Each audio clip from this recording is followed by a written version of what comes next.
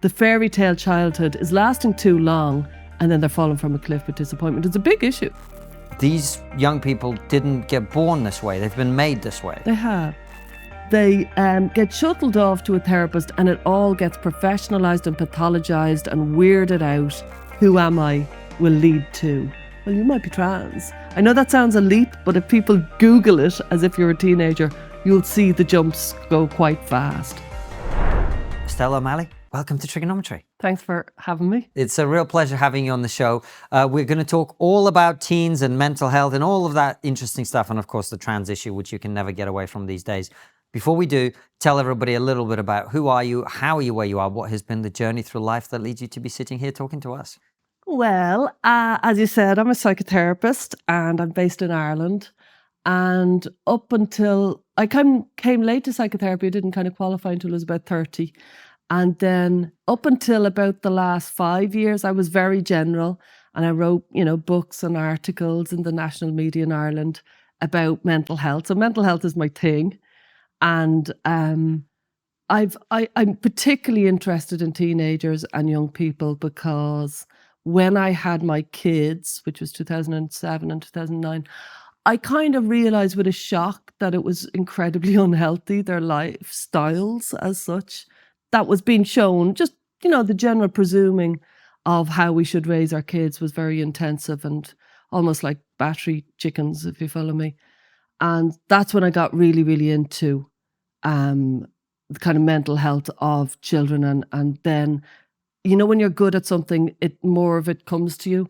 I started seeing way more teenagers and then I became inundated with teenagers. So more and more of I had a hard life as a teenager. So that's where my sympathy, that's where my heart lies, really. And doing the calculations, you've got 2 teenagers now as well. I do. They're having an easy time so far. They'll tell me they're having a hard time, but they're all right. Yeah. And obviously, there's a lot going on with teenagers nowadays. Yeah. It seems to be that they have challenges that we didn't have when we were kids. They do. They do in lots of ways. When I was a teenager and when you were teenagers, in a way, we had just about left repression. We were just starting to kind of find our way. I know some people say, oh no, we were repressed and stuff. We were kind of pulling out of it. It might have been quite difficult to be gay. It might have been certainly difficult as a girl to find your, sexual place. You know what I mean? It wasn't particularly easy. But where they are now is just horrendously difficult. It's no comparison. There's no doubt it's a lot worse. And I thought up until the end of the 20th century, arguably, life was getting better and better and better. But mentally, it's like we've regressed in quite a significant way in the last 20 years or so. And that is absolutely borne out by all the evidence. I mean, the research shows that very clearly. It's subjective, so we don't know whether it's genuinely happening, I suppose, or whether it's people feeling worse. They think they're feeling worse, but they can't. We can't compare. But the studies do show that, right? Why do you think that is? It's very subjective because if a kid thinks they're really depressed and I meet them and they tell me how anxious they are and how depressed they are, and you look at them and you think, yeah, I know you think you are, but actually, if we look at the actual facts of your life, they're not that bad, certainly compared to your own mother who might have had, quite difficulty. So then you think, is pain worse just because I know? Right. Because I think of my grandparents, my grandmother lived through Stalinism, gulags, German Nazi occupation. I don't remember her ever talking about depression. Do you know what I mean? Of being an adolescent. Yeah. Yeah, it's a real, we can't compare any of the previous studies because there's such a heightened emphasis on mental health these days. And there's so much kind of, are you okay? Are you depressed? Kids coming in and they kind of say, I think I'm depressed and I think it's clinical. And they have all this language. And I'm going, I think you are very distressed. And I think you are very plugged into the mental health industry, which has sold you, frankly, a line that it could be serious and you might need serious attention. As if there's a man behind the green curtain who'll come out with some sort of magic elixir that will kind of make them better, rather than actually the human condition is quite difficult. Being a human once you get into adolescence and you complexify your brain, you realize actually life is really difficult. And they haven't often figured that bit out. They think, I'm finding life really difficult.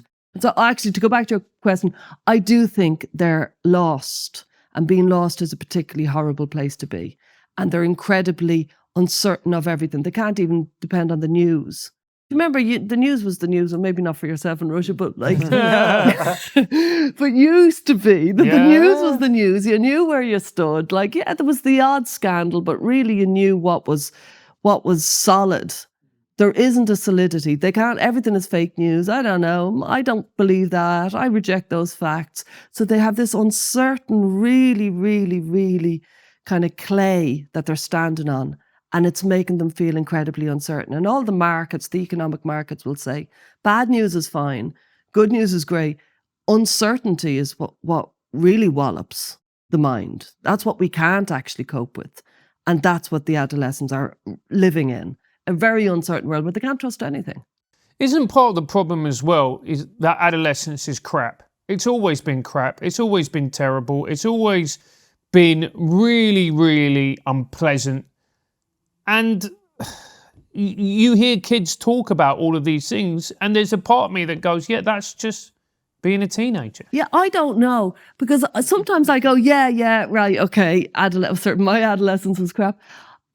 Part of me thinks we arrived on the teenager in the 1950s. Yeah, we did. And when we did, we sexualized girls at a very high speed. And like the songs from the 50s and 60s, they're saying some really crazy things about little girl and... Oh yeah, there's a very famous song by Gary Puckett and the Something Union called "Young Girl Get Out of My Mind." Oh, I know that song. Yeah, and I mean, it's a brilliant song. Then you listen to the lyrics. A BBC classic. Yeah, exactly. You go, well, this is, this is disgusting. Sweet Little 16 by Chuck Berry.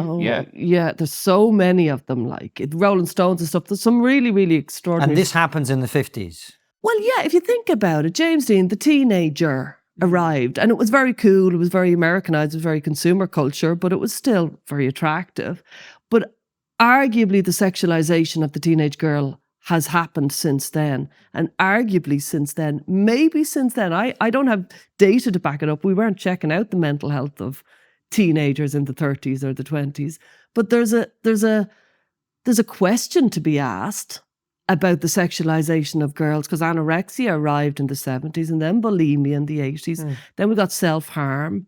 We've got gender. Do you know what I mean? You can see these are girls who hate their bodies, and you can't help but think, well, teenage girl as a thing hasn't gone very well, has it? So the concept of teenagehood is what you're actually talking about. More and more, I'm thinking, because everybody says adolescence is awful, and I'm like, yeah, well, we don't actually know. What was it like to be, I don't know, a 15-year-old in any other era? Because there was no such thing as a teenager, so they grew up and then they worked. Do you know what I mean? There wasn't that period. The actual concept of the teenager was created in about 1911 by Stanley Hall, a psychologist, like that this is a thing. This is the time of storms and stresses. And then it built on, and then, the pop culture created it in a big way with the 50s. It's just not gone well, is all I can think. And then you factor in social media on top of that, and that has just made it infinitely worse. It's so sophisticated, and it's happening so young. And it's so horrible to see this kind of hypersexualization of kids. I've so many kids, and this is preteen. This is when they're 10 and 11, and it's happening all the time. It's extraordinary how often that one kid in the class gets a phone. One kid in the class is hypersexualized, maybe by their older brother or their older sister. There always was one or two kids. But they come in with their phones and they take photos, and some kid is taking their top off or their bottoms off, and there's photos taken. They are so out of their depth. They're so not able they're babies still. They're usually prepubescent. Do you know what I mean? And they've got this kind of device that's just way beyond them that we've allowed to happen. Well, it'll be like the smoking. Do you remember when, in the 1950s, and when I was a kid, like you could buy single cigarettes around the corner because they knew all the children were smoking, so you didn't have to buy 10. Do you follow me? That's how common it was to smoke. It'll be the same, I think, with the phones, that will go, wow, look at the way they had those phones for the kids. And why is it not more of a scandal? Because we're seeing, the effects that Instagram in particular is having on young girls. Can we talk about that a little bit? Because to me, it's horrendous. It's horrible. And they become really vain because society has taught them to be. Do you know what I mean? It's not that they kind of woke up as vain. They were created vain. And they become incredibly judgmental of everybody else's looks and their own looks. And they're obsessed with their look, whether it's not only just vanity but like they know about whether their lips are nice or their nose is nice or their eyes are nice when they're 10, like, you know what I mean? Their self-consciousness arrives much earlier now because of all the photos. But people, in fairness, parents are taking photos of their kids at a very young age. So this photo, and then they have this pose. By the time they're 5, the kids have this pose. They know how to pose. And then by the time they're in their preteens, they're on Instagram, and it's just vanity writ large. And what effect does that have on things like eating disorders, self-perception, body dysmorphia, etc.? It's a direct line. It's a direct line between, if you're constantly looking at yourself and, putting filters in of yourself and then kind of trying to improve your pose at all times, and then you're comparing yourselves with others. I remember Time magazine did a study of the different platforms, and they were kind of astonished to find out that Instagram was the one that made people feel worse. The one that's supposed to be, which is classic of this world. What you think is never what you think. You know what I mean? The one that's supposed to make you feel good is the one that actually wrecks your head. But with girls, what it moves very quickly from vanity to kind of a very critical analysis of what's wrong with them. And they generally hate various aspects of them. I remember one girl who came in to me, and we had a lovely relationship, and it took a while, you know what I mean? And I'll change the details of this, but effectively then after a while she said, well, my eye. And I says, what about your eye? And she's like, my eye, as if there was this massive thing wrong. I couldn't even tell which eye she meant. Do you know what I mean? And basically, from looking at, if you look at the mirror for hours upon hours, I figured it out during Zoom. I'd never looked at my face so much during the COVID era. You know what I mean? All those Zooms, I suddenly thought, oh my God, all those things wrong with my face. But this girl had decided that there was something wrong with her eye. It was so minor, you couldn't see it visibly. Just looking at herself all the time, looking at herself critically. But it sounds silly, and it is in a way, but it ends up not silly when you got gripped into either anorexia or a body dysmorphia, which is an obsession about one part of your face, maybe your body, your nose or your breasts or your eye or whatever. And the grip of mental illness, then it's not funny.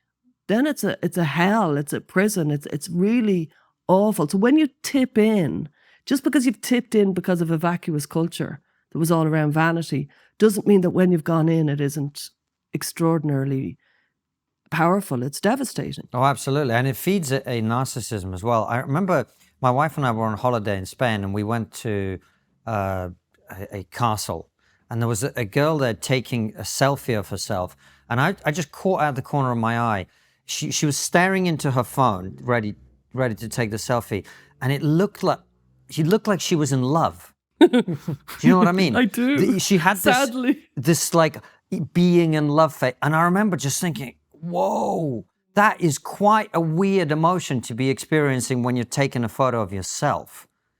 Yeah. you're shivering there. Yeah. And I think the one thing that doesn't get said enough that I'm so glad you said is these young people didn't get born this way. They've been made this way. They have. Yeah. You know what I mean? And when you chat with them on a deep level, which I would be doing, you wouldn't, you would think at core, they know it's all crap. They know it's all vain and vacuous. They have deeper impulses, but nothing about social media, Instagram, nothing about society has lifted the better part of themselves. And everything about society is feeding into the more basic parts. But just to say about the beaming in, when I went to see the Eiffel Tower with my kids last year, it was unbelievable. All around the Eiffel Tower, everybody was taking selfies with this Eiffel Tower in the background. No, everybody had their back to the Eiffel Tower taking photos. It was like, oh my God, what is happening? Nobody's looking at the Eiffel Tower and everybody was looking at it with their back. And it was horrible to watch. It was like, we've really lost it. We've really lost it. Because it's also encouraging people, especially women, to focus on their looks.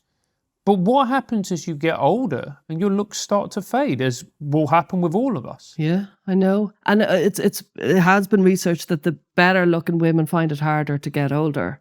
And I can see why, you know what I mean? But you're losing more. Yeah, and yeah. And it's not only that, so many doors opened for you, so many. I remember I was with somebody and she had been gorgeous and she asked the waiter to do something for her and he said, sorry, like, no. And she's like, oh. And she's like, I used to be gorgeous. She said to me, like, she used to be able to get anything like that. Yeah. Like an awful lot of doors slam in your face when you're not as pretty anymore. But I think I have to say, one thing I've noticed, like when, let's say I was growing up in the 80s and 90s and the boys were joyfully unself-conscious in many ways. There was the odd, there's always going to be extremes, there was the odd, but mostly they weren't that bothered about their looks and the girls were very preoccupied. But rather than the girls following the boys have followed the girls. Boys have become much more vain. They're much more into bulking up, and bulking is a huge part of, eating disorders. The girls are getting skinnier and the boys are bulking up, and it's an issue. It shouldn't be underestimated because they're really becoming very bothered about their looks, the boys. And why is that? Social media as well, or are there other factors involved? Yeah, that's massively to do with social media and the looks. And frankly, there's been a huge amount of targeted consumerism. You know what I mean? There's an awful lot of sales going to the boys to up their game, and it's working. I think it's just we've become such a brand-oriented society that we all look much better. If any of us were from 40 years ago, none of us would look as good as we do now. Yeah, we all look better, but we're putting in a lot more effort. We do. I don't know. I don't. I really don't bother too much. But, it's interesting. I've noticed this trend as well. I actually wrote a piece about on my Substack about Jordan Peterson, why they hate Jordan Peterson. Oh, yeah. And one of the observations I made in it, I think as we've got to a society where we've tried to suppress healthy masculinity, or perhaps in the desire to deal with unhealthy masculinity, we've also suppressed healthy masculinity because we've tarred everybody with the same brush. Looking bulky is one of the few socially acceptable ways of being a man now. Yeah. I would argue. Do you know what I mean? Or I do. I agree with you. No, I agree with you. I think there isn't much of a place there isn't many decent role models for men, for young boys, for boys to aspire to. And I think they're veering wildly from Andrew Tate to kind of Jordan Peterson and, various other people. And some of these people are great and I'm well aware of it, but I think the boys don't have a firm idea of where they're going. Mm-hmm. And I think it's difficult to contend with. And I know the girls have their own challenges and I'm not underestimating it at all, but I do think there's something about being a boy that they don't quite know what. For example, this is a big one for boys these days, and I've really noticed it. So when testosterone comes in, they have very strong sexual urges, right? And it doesn't come in like the way it seems to come in for boys. It comes in much more, well, for me anyway, and for most girls, it seems to come much more gradually. But it seems to hit boys over the head, and they suddenly kind of go sex mad quite quickly. So they're quite sweet boys, and then they turn into yeah, they do. They do, and they're kind of ashamed of it now. You know what I mean? And I remember my daughter was talking about her friend, and the friend's best friend is a boy, so it's a girl and a boy, and they're best friends. And the boy is staying over in her house in the same bed, and they're 15. And I said, well, that's insane. And everybody, all the teens that were around me were like, he's not a creep. He's not going to just suddenly lunge at her. And I was like, well, no, I wasn't saying he's a creep. But I was thinking of this poor guy feeling like he's a creep if he wants to lunge at her, but he's a 15-year-old boy in bed with another 15-year-old girl. It's mad. Yeah. But it felt to me like the kind of weird doublespeak that happens these days. That's it. Yeah, he's a creep if he kind of has his very normal natural impulse in the middle of the night with a 15-year-old girl, a very pretty 15-year-old girl beside him. I just thought everything about that was wrong. And it says a lot, that story. There's so much of this going on in society where we want to pretend reality isn't what it is. And then all of this shit cascades down from that. Yeah. Which is what you were talking about there. Yeah. Which is, if you pretend boys don't have the sexual urge at 15, and if they do, they're creeps, then everything else follows. You're supposed to be able to sleep in a bed with a girl that you're not. Yeah. But at that's 15. No. Regularly. No. No. You know what I mean? Now, we know this because we're old world almost. Do you know what I mean? Because they were, there was a group of them, they were stunned. And their big emphasis was, he's not a creep. Why would you think that? And I'm like, but he's a 15-year-old boy. I'd never met the boy. It's just that's not a healthy scenario that you would regularly expose a 15-year-old boy to. And I'm not, we can all see it could be implied by what I'm saying. I'm not saying any of that. I'm just saying you've got to respect the fact that there's an influx of hormones that is very intense for boys, and they don't quite know what to do with it now. And honestly, they're shaming themselves, like, bold, don't think that. And I've no doubt, because I meet these boys, it goes weird. If you keep on telling all your sexual impulses are kind of toxic and creepy, do you follow me? It's not going to end very well. It's basically shaming boys for their sexual impulses. And then you factor in hardcore pornography, which they all have access to. Yeah. And I was just imagining this poor boy, and God knows him, I don't know him, okay? Yeah. But I was just imagining him being shamed in the bed and then lashing out to the toilet for some hardcore porn and coming back. And I was just thinking, this is an No, he's not a creep, though, so No. it's all right. Yeah. And then you factor in the Catholic Church on top. Oh, dear. Oh, dear. So I suppose the question, first of all, is, there'll be a lot of parents who have teenagers as you do. Yeah. What can parents do, before we get to the advice for kids and stuff like that? What can parents do about this? We'll be back with our guest in a minute. But first, do you remember the Canadian trucker protest in 2022, where thousands of Canadians came out to protest COVID restrictions and vaccine mandates? Now, these protests lasted for weeks, and the people out on the streets needed funds, as any grassroots protest would.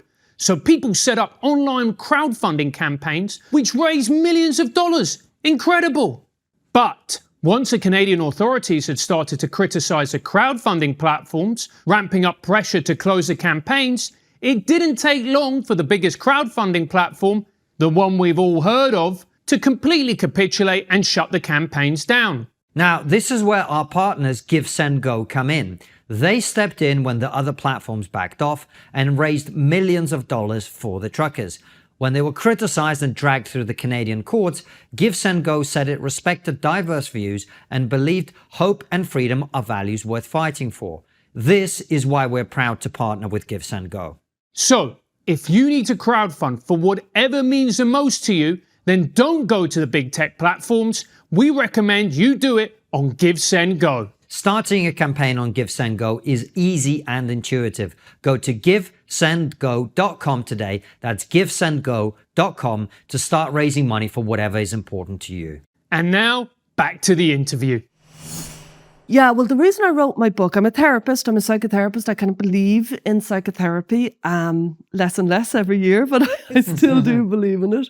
And thankfully, I seem to be good at my work, and I've seen huge kind of differences from working with teenagers, so that's been lovely.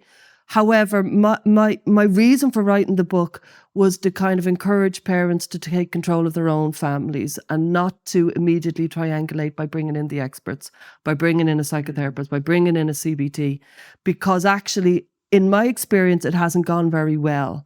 That we've kind of got this lightweight pseudo mental health industry that is making everybody kind of think that they need therapy. And it's not going well for these teenagers. So the teenager might be, as you said, all the adolescents, it's quite a hard place to be. They're a bit distressed in the middle of depressed. And they get shuttled off to a therapist, and it all gets professionalized and pathologized and weirded out. And the kids think they're specially upset. And it's suddenly turned into this crown kind of major event. as opposed to you're just suffering from the human condition. You've complexified your brain and you've realized life is deeply unfair and incredibly unsatisfactory in many ways. And that's something you're going to have to get your head around, maybe with art or literature or music or film. There's lots of ways to get around. Charging off to the therapist is sending a very wrong message to young people that they can be fixed and that there's this kind of golden world out there where there's golden people and golden friendships and, you get out of bed and you feel good and you feel good all the way through the day and you never have moments of despair and anxiety. That's what we're selling them by sending them to the therapist too early. They think, you know what I mean? It's their first juncture of, oh my God, life is hard. And they say, oh, you think life is hard? Okay, well, let's get you to the therapist. It's a real huge issue. So it's kind of a book to say, don't send them to the therapist. Read the book, equip yourself. Just if they've got a little bit of anxiety, learn a bit about anxiety. If they're starting to kind of towards disordered eating, learn a bit about it, read up a bit about it, and handle your own child. To equip yourself so you can handle your own child, because it's very disempowering for a parent to bring in. It triangulates the situation, and a triangulation in any situation would make, let's say, for example, the child would be the victim, the parent would be the persecutor, and the therapist is the savior. And triangulation happens all the time in different, like it happens with divorces. The father is the persecutor, the mother is the savior, the child is the victim. It's always bad. So bringing in this savior person to fix the child is such a dangerous thing. I'm not saying never. Sometimes there's real deep trauma and distress and we need professional help.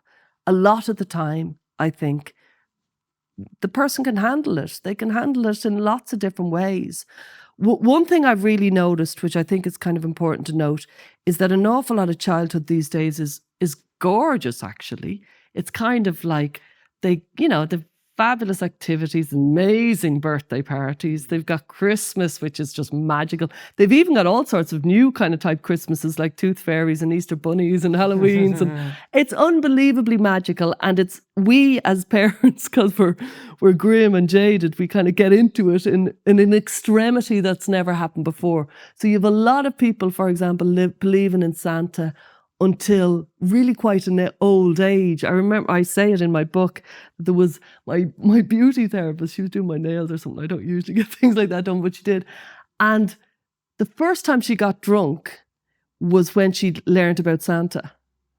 She didn't, do you follow me? So she was 13 and she still believed in Santa. And she was with her mates and they were all getting drunk. And she said, what are you getting for Santa? And they said, no, there's no Santa, and everybody laughed at her, and she was drunk and she cried all the way home, drunk and crying, and went into her mammy's arms. At 13? You wait till you see your kid will grow up and you'll think, when is he going to stop? No, my kid, no, remember I'm Russian, he's getting a hard dose of reality at about 3. You say that, wait till you see, because the whole school will say, why have you wrecked it? Yeah. Why have you wrecked it on everyone? Yeah. So it's a massive conspiracy. She was 13, yeah? This was only a few years ago. The great Santa conspiracy. I taught an 11-year-old who believed in Santa, and I told him at the age of 11, Santa doesn't exist. Well done, son. Yeah, and then his mum had a go at me. And I went, your kid is about to go to comprehensive school in East London. It's better that he hears it from me than he goes to a comprehensive in East London and announces to the mandem that he believes in Santa. Gets his head kicked in. Yeah. Well, you would be surprised how many of them now believe in Santa, 11, 12, 13. You would be surprised. Loads of kids are believing in Santa until an old age. Like I say, she was getting drunk and it was just such a crazy combination of, and it's what I think is really important, which is this kind of magical childhood where everything is just gorgeous. It's all kind of, sparkles and Easter bunnies and stuff and fairies. And then they hit adolescence and very quickly it becomes grim and hard and life is difficult. And actually your friends don't really like you and they're quite competitive and they're slagging you off.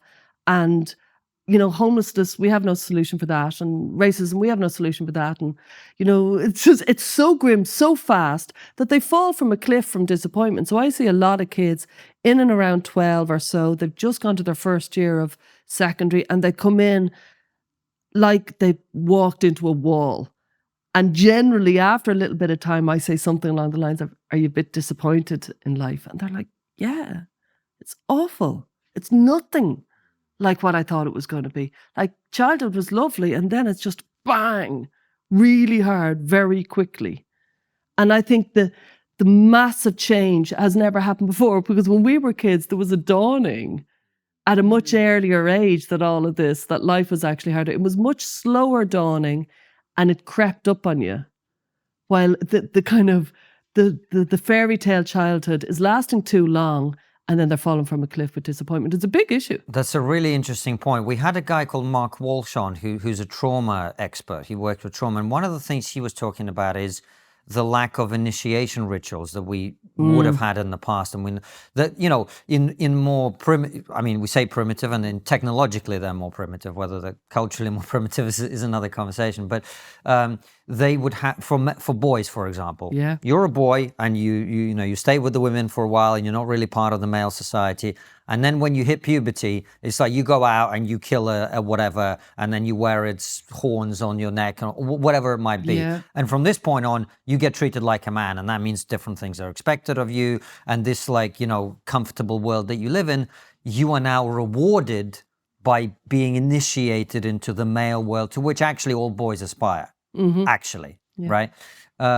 But we don't have that anymore. No. What happens when you're 13 or 12 or whatever it is? Nobody initiates you into a different world. And I imagine there would have been a similar thing for women, where there is obviously a natural transition from girlhood to adolescence to sexual maturity.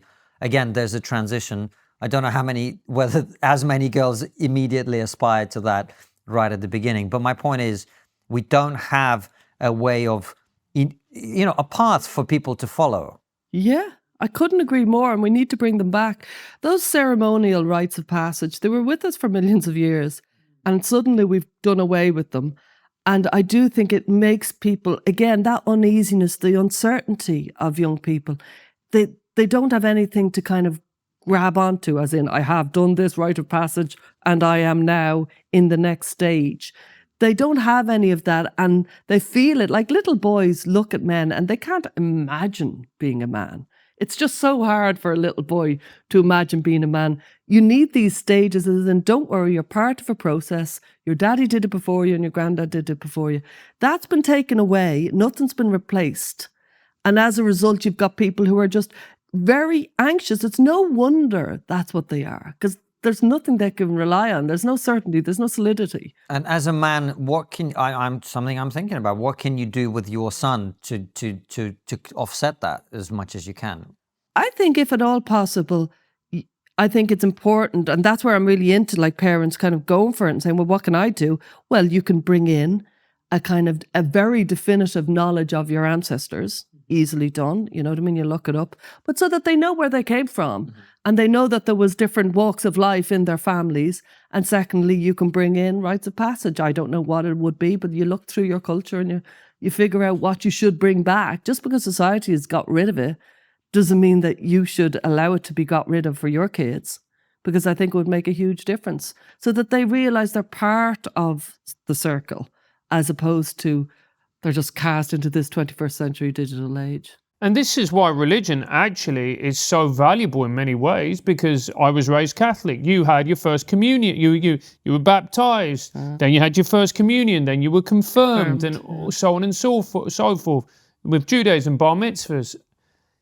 That's really important, to have these rituals so that people understand where they are when it comes to the circle of life. It's really interesting. Like this, now I think we're in the post-religious age. I know other people would say we're not, and there's all sorts of kind of upsurge in religion. But the kids I see, the normal Western kids I see, just God and religion has nothing to do with them. And I'm a Catholic as well, so went through all those ceremonies.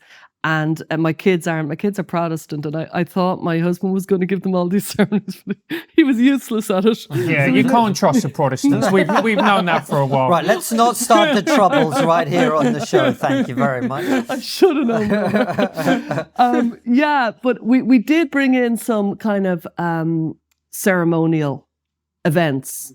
Do you follow me? And I remember thinking, this is going to make weirdos of us if we don't watch ourselves in the town. You know what I mean? Because it's so unusual, if you follow me, to do stuff like that. So that was a bit of a shock. But when you look at some of the anxiety that's manifesting, you really start thinking about the post-religious age. Because OCD is a very good example. OCD is often very much about repetitive gestures. And there's a lot of kind of, what would you call them, symmetrical gestures with OCD. And when you look at a lot of religious ceremonies like blessing yourself and the rosary beads and all those kind of, they were for the anxious people who were inclined towards looking for a framework, the feeling that God's in his heaven, and if I do, 7 decades of the rosary, I'll be okay. It was so calming for anybody that there was somebody looking after them, and they didn't need to think all that much because there was actually something going on that they didn't understand. And all of those people have been plugged out of that framework. We took it away from them and they have nothing. And where are they going? They're going into anxiety and OCD. I remember reading this extraordinary kind of account of this boy who just kept on blessing himself, even though he'd never had anything religious. And I thought, yeah, that makes sense to me now that we've left religion, that it feels it's not accidental. For thousands of years, they had all these symmetrical gestures that calmed people. And then we took them away. And they're coming in different ways. And you no longer worship God, but that doesn't mean you're going to stop worshipping something or someone, which again is when the social media thing comes back into it. When you worship celebrity, you worship follower counts, you worship all of these things. Yeah. The social media aspect, I think we're still in the baby pool. We don't know. I don't think anybody's in any doubt. It's been devastating. It's been fabulous for people who are older, but I think it's been devastating for young people. And yeah, you're right. The human disposition is towards idolizing people, idolizing gods, looking towards other people who have it sussed. Just give me anybody. And if the culture is teaching you, it's that person on TikTok who does funny dances. It's teaching. It's like we've taught the entire generation of kids coming up to be quite vacuous, because that's what we've given them. We've given them quite an empty culture, which is funny and great for passing attention in every 10 seconds. But it's like if we're not careful, we'll create a generation of epsilons where they're just never thinking a long thought, never thinking a deep thought. It's just go, go, go, next thought. And, nothing wrong with their brains. And I find, and that's one thing, if a parent was saying, well, what do I do? And so one thing I said, well, maybe if not, don't go to a therapist, maybe figure out yourself what's going down and get in there. But another thing I would argue that parents should do is go in with depth. This idea of keeping things light because it'll be heavy, that's not what teenagers want. Teenagers want depth. They want kind of, why haven't we figured out homelessness? Why is there starving people in different countries? Do you follow me? So going in with depth is much more nourishing than maintaining this silly, vacuous thing that society is teaching us to kind of maintain. And it's also as well that I feel that more and more, and I saw it when I was a drama teacher, actually. It seems that every year the kids got a little bit worse at relating to one another, because a lot of drama is, you create long form improvisations and devised improvisation. And devised improvisation is where people create a play and it doesn't have a script, but they create it and then they perform it. And it just seemed more and more that the kids were losing the capacity to listen and share ideas. And not only that, they've lost the capacity, because they've measured this, to kind of rough play has really gone to pieces, because they're hitting each other too hard, because they've no ability to hit each other lightly. Because, do you follow me? Their actual physical interaction skills haven't been nurtured in the way they would have been in other generations, because they had screens instead. So you know the way you have to practice a lot of times before you get it right. So when you're 2 and 3 and stuff, you're practicing. Well, they didn't get to practice. And so, yeah, their ability to interact has been walloped by social media. And it's happening all over the place where you can see it. And it's amazing because it was happening and everybody was talking about it. And I was writing about it. You were talking about it. No, everybody was. And then COVID happened and it multiplied by a magnitude during COVID. And so those kids are literally coming out. Every teacher, because I often talk to, teachers because I'm working a lot with teenagers, and they're all saying these COVID kids, like there's a significant issue because they've been on screen so much. Their ability to handle social life is really reduced. So a lot of the teenagers I'd be working with, so they were very lonely during COVID, and loneliness is awful. And then they were very reluctant to become back friends after COVID. They were anxious because, the world had made them frightened of a disease that doesn't affect them. But not that we're never going to die from it. Let's park that. They were anxious for that reason. And so they'd be very, very, very often telling me how they're messaging their mates. And I'm like, isn't your mate, like, doesn't she live 200 yards from you? And they're like, yeah, but we prefer messaging. Or like another kid, and every time we called over to his friend would send him back home saying, let's just talk on Xbox. Like, you go home. And as in, I'm going on Xbox, you're going on Xbox, we can talk, or whatever it was, PS4, whatever. Because not massively comfortable being in each other's company, much happier. Still wanted to hang out with him, but you go back to your house and I'll talk to you on Xbox. This is really common. This kind of late night texting. So they're kind of very vacuous, very vain, very funny and silly, arguably in school. Then real life comes in because you're on your own in bedroom and stuff like that. And they're sending really quite dark messages to each other late at night, which would be filled with real kind of revelations about their self-harming or their eating disorder or some really quite awful, distressing things. And it'll be done by text, which is not the same as if I spoke to you or if I spoke to you and we had a real heart-to-heart. There's a feeling of nourishment or something. Now, if it goes bad, it's awful and it's very vulnerable making and you feel very alienated. If it goes well, you feel really like we've deepened our relationship, and it's actually very hard to describe how much of an impact that makes. These kids aren't doing any of that. There's none of that. It's not, obviously I'm generalizing wildly, but just to make the point because it's notable among the different age groups, is they're messaging each other. So I'm hurting myself and all that. The kid might write back, oh, that's awful. That sort of thing is happening. And then the next day in school, hi. And it's back to bakery. And then that night, dark messaging again. That wouldn't have happened in any other generation. So in terms of social media and all the rest of it, then do your kids have smartphones? They do. They do. Would Go you, on. well, yeah, I'm all over them, if that's what you're asking. Well, I guess the question really is should kids have smartphones? I don't, I think they shouldn't have them as long as possible. I think as we get older, I imagine by the time your kid has grown up, it won't be so ubiquitous by the time they're 13. I was very resistant to them getting them, and when they got them, they got crappy ones that didn't quite work. And were old phones of ours that you had to press lots of times and kept on going out of battery. So they kind of got a very stilted introduction to it.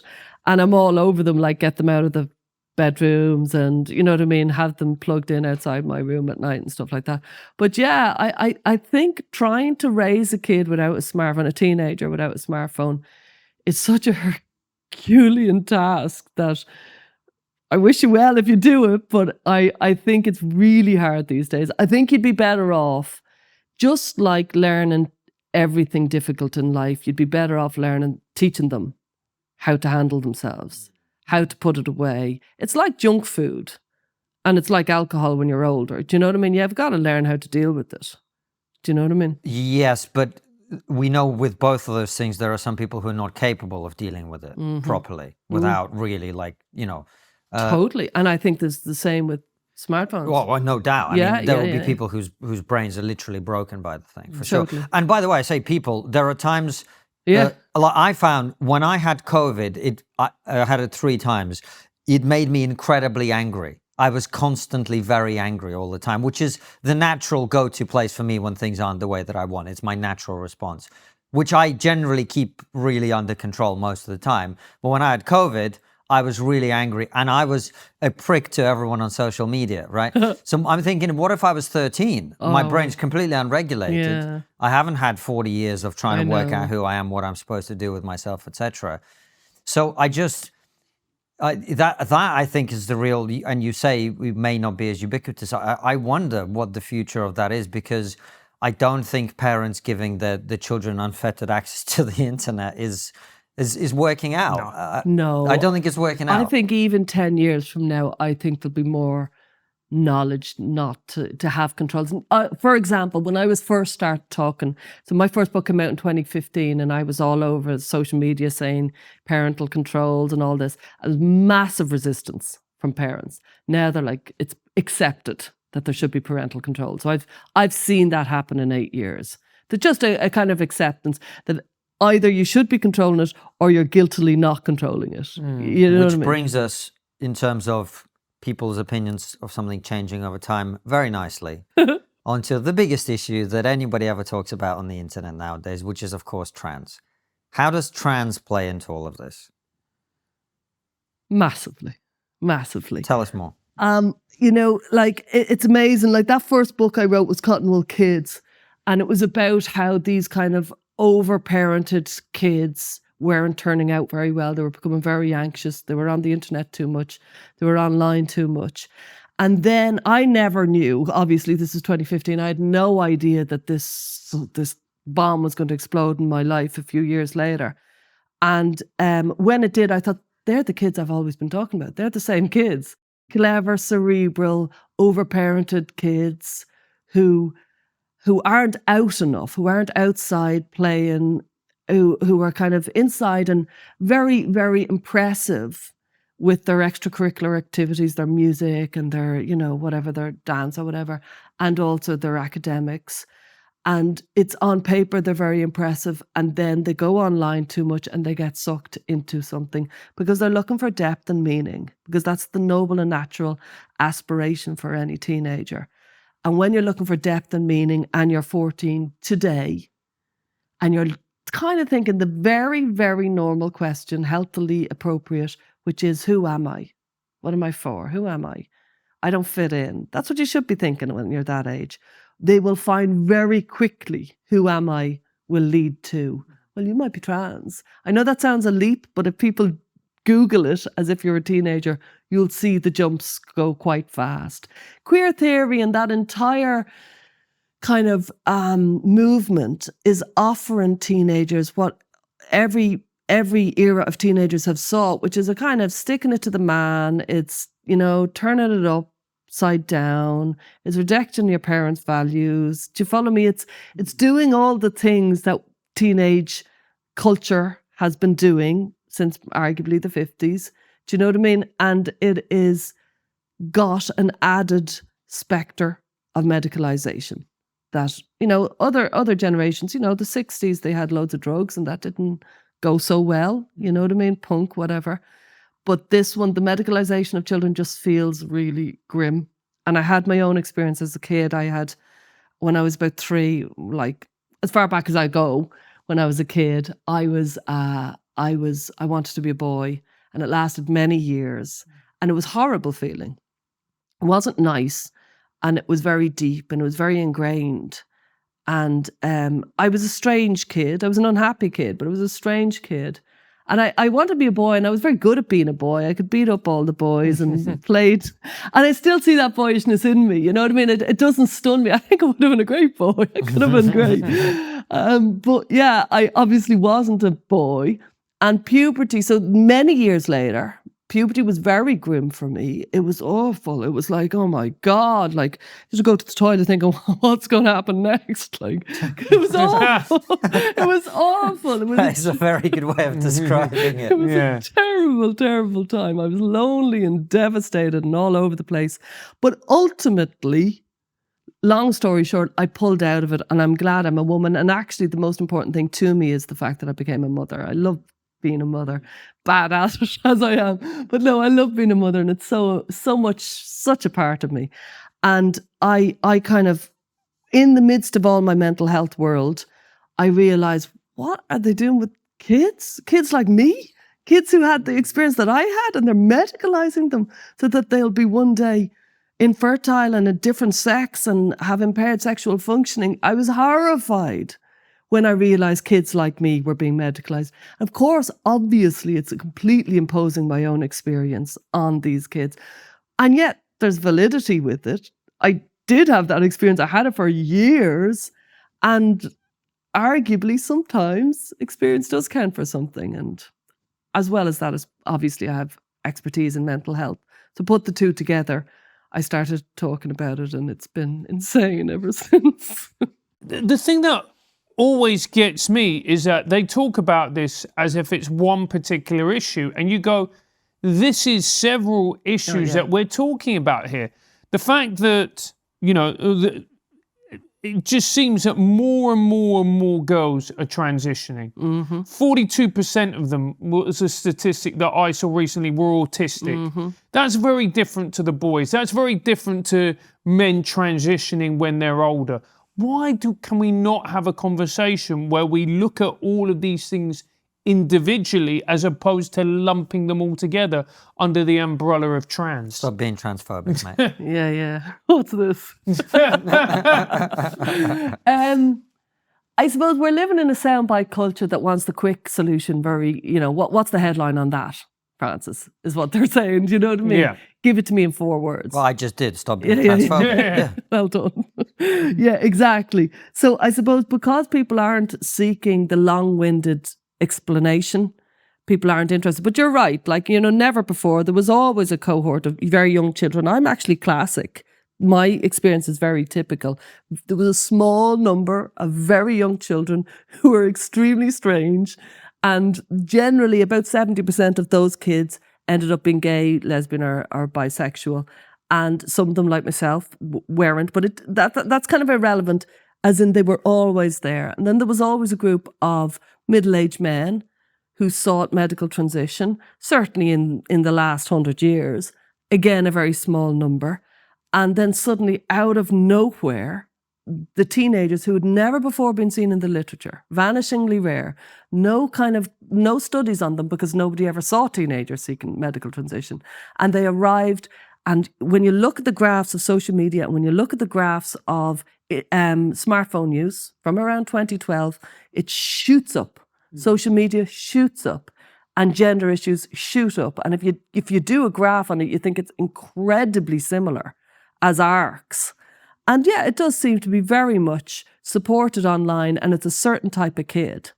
And that kid is very often, like you say, neurodiverse, very often autistic, ADHD, a little bit isolated, a little bit lonely, often after a traumatic incident. And what do? Do you remember back in the day, if you were lonely and you were, you'd had some trauma, as you often do in adolescence, you went into your bedroom, and in my area, you listened to music.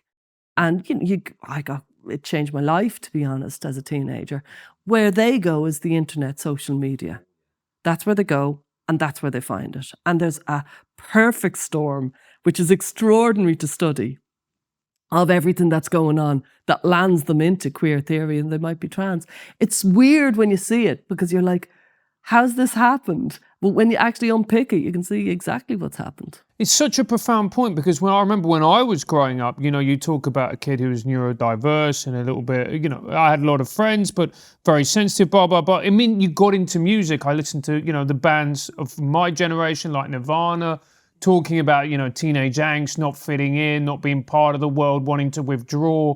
There's also the element of putting 2 fingers up to the world.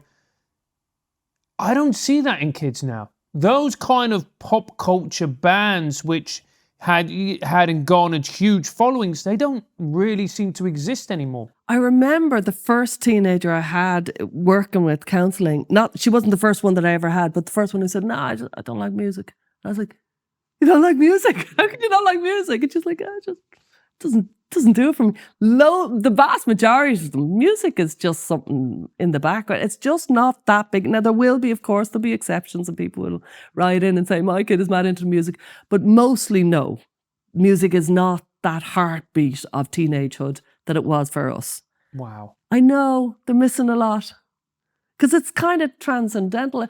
It lifts you into a kind of universality. When I listened to the lyrics, and it was so profound for me. And for so many others, they don't have it. You know, it's interesting. I actually am not that into music now, but We've got one here. But now that you were talking about it, I remember, as you were talking about it, when I was a teenager, I used to listen to music all the time. Yeah.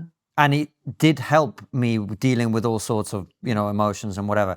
Stella, we're running out of time. We're going to go to locals in a second, where our audience are going to ask you their questions, and we'll continue the conversation with some of our own.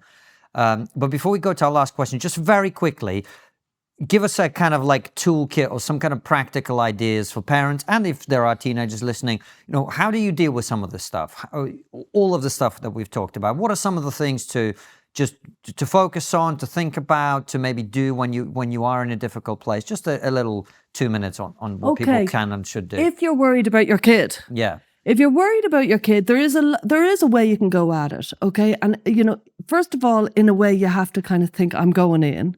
And there's a kind of a level of confidence needed, because, you ask the kid what's going on, and you very much zip it yourself. You don't give Hollywood coach kind of with a towel around your neck, kind of inspiring speeches.